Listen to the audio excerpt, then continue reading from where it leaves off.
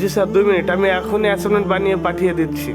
জি sir, আপনি কোনো টেনশনই করবেন না, আমি এখনই পাঠিয়ে কিরে দিচ্ছি। রাতুল না, ও মনে হয় ভুলে গেছে আজকে শুক্রবার।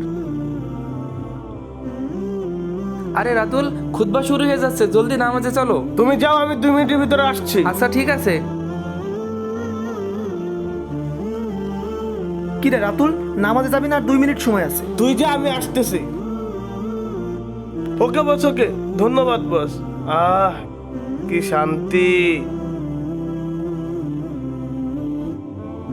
এই রাতুল, কি ব্যাপার, তুমি কাজের জন্য জুমার নামাজ ছেড়ে দিলে?